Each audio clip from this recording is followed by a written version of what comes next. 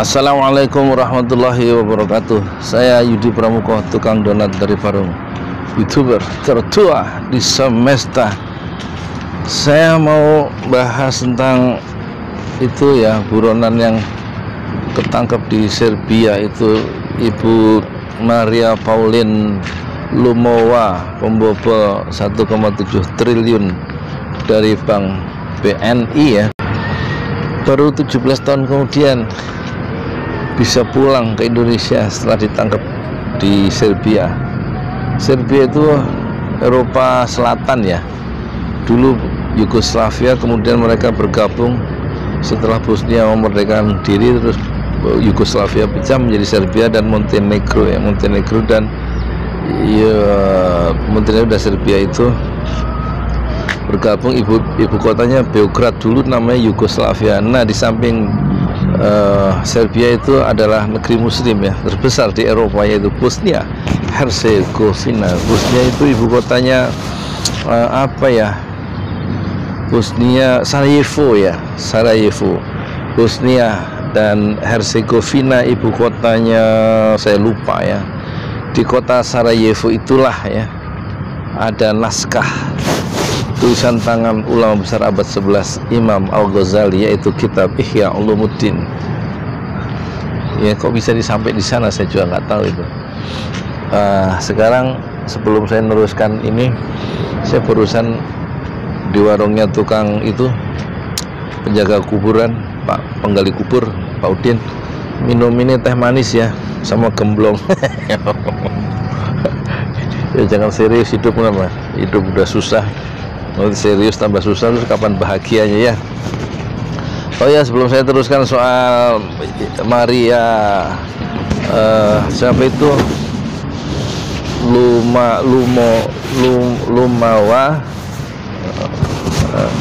Lumowa dan Habib Rizik, saya akan bahas dua tokoh itu. Saya mau jualan dulu ya, niatkan membeli kaos ini untuk mendirikan masjid ya. Siapa? Kaos Sudirman, seri kaos untuk mendirikan masjid Jenderal Sudirman, serinya ada quotes ucapan Jenderal Sudirman yang mengatakan, saya lebih suka Indonesia di bom atom daripada kemerdekaannya. Kurang dari 100%, harganya 200.000. itu sudah termasuk membuat satu masjid. 75.000 infaknya, 75.000 untuk ongkos kirim, dan 75.000 adalah ongkos produksi dan fee untuk marketingnya, tim lain.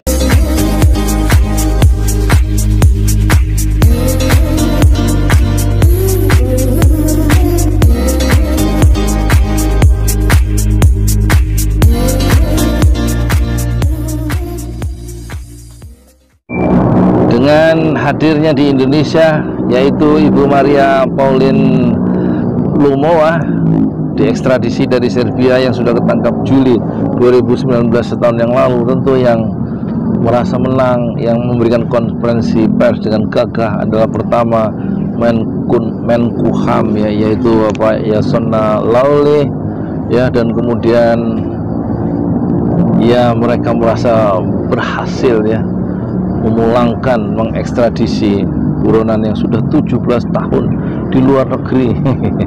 Dan kemudian yang orang kedua tentu Menko Polhukam, yaitu Bapak Mahfud MD.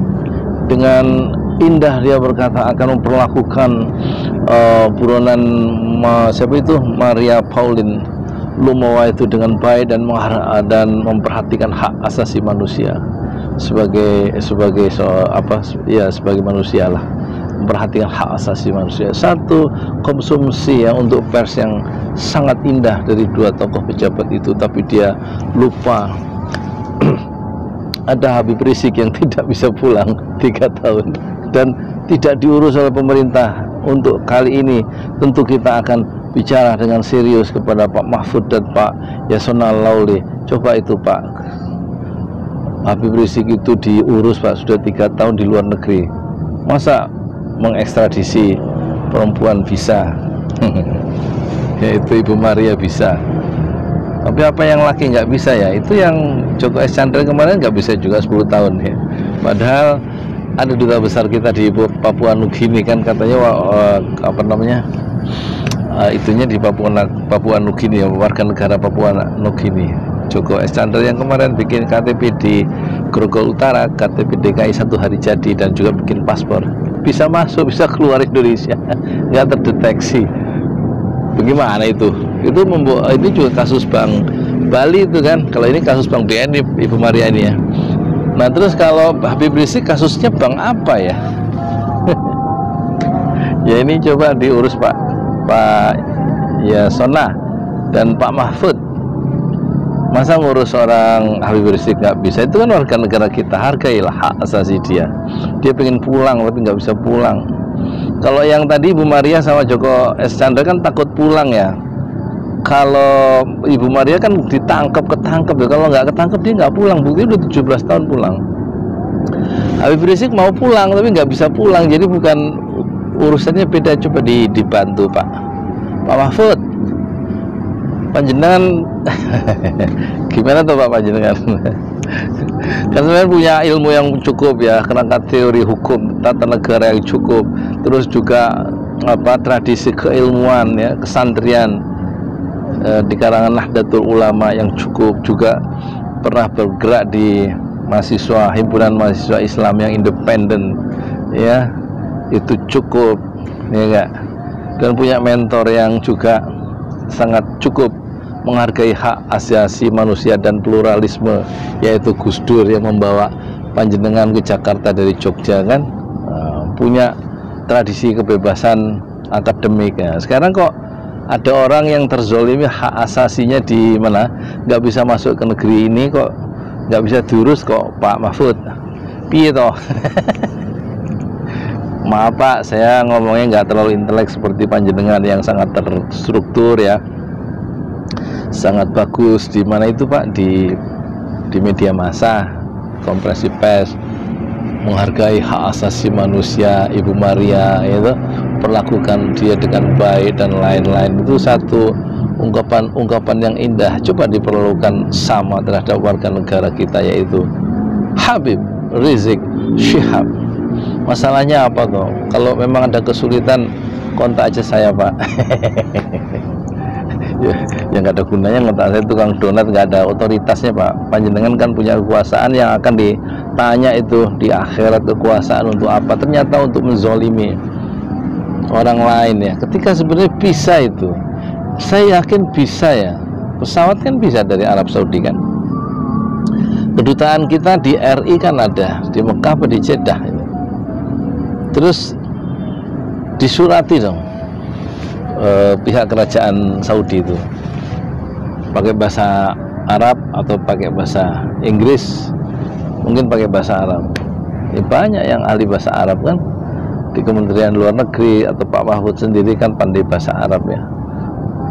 Ini persoalan ini ya, bukan persoalan hukum sebenarnya, persoalan bukan deal politik juga ini, persoalan kemanusiaan aja ya. Kenapa takut dengan Habib Rizik?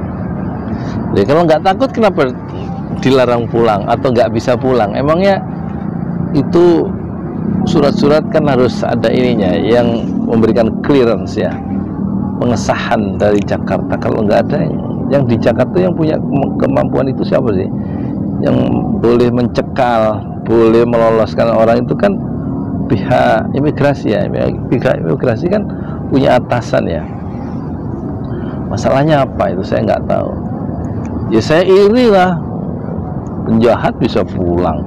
Dulu Nasaruddin siapa itu? Nazaruddin bisa diurus, dikejar sampai Bogota, naik pesawat khusus sampai Jakarta ya. Kemudian Ibu Maria bisa diurus sampai Serbia. Serbia itu jauh loh, lebih jauh dari Mekah. Dari Mekah terus ke Mesir ya kan. Kalau Serbia tuh Mesir, terus nanti ke Turki dulu apa? Iya ya, ke Turki ya. Terus Turki, Itali kalau nggak salah ya. Kan itu di Itali tuh, di Serbia itu sebelahnya berbatasan dengan Itali di Eropa kan. Jauh itu Serbia, bisa itu diurus sama pemerintah pulang. Iya nggak? Ini 3 tahun lebih dekat, paling 10 jam naik pesawat kan ke Mekah. Kok nggak bisa diurus? Apa saya yang ngurus? Jadi ya wis Pak Mahfud gitu aja Pak Mahfud ya. Mohon maaf lahir batin ya. Mohon diurus Pak Habib Rizik itu. Ya gimana kan panjenengan punya atasan ya. Nanti kalau udah nggak jadi pejabat menyesal loh, nyesel. Karena akan menjadi catatan yang tidak indah ketika Pak Mahfud jadi Menko Polhukam tapi membiarkan Habib Rizik tidak bisa pulang. Saya Yudi Pramuko, tukang donat di Parung. Itu tertua di semesta fasbir sobron jamila. Bersabarlah dengan kesabaran yang indah. Ya udah, daripada Habib Rizik nggak bisa pulang, dengan saya pulang ke rumah. Saya sudah dari kantor saya ini 7 hektar. Pulang sekarang. Pulang itu memang suara-suara fitri seorang manusia ya. Pulang ke ibunya, pulang ke tempat kelahirannya, pulang ke kampung halamannya, dan yang merupakan kerinduan semua manusia adalah pulang kepada Sang Pencipta Ilahi Rabbi, pulang ke negeri akhirat, kampung kita yang kekal abadi, dan di sana seluruh perbuatan manusia positif dan negatif akan menjadi pertanggungjawaban seorang pribadi, dan tidak ada pembela yang bisa dibayar untuk membela kesalahan-kesalahan yang pernah dilakukan oleh seorang manusia. Sama sekali pertanggungjawabannya adalah sangat individual dan seorang diri. Ya bisa ngomong apa nggak jelas.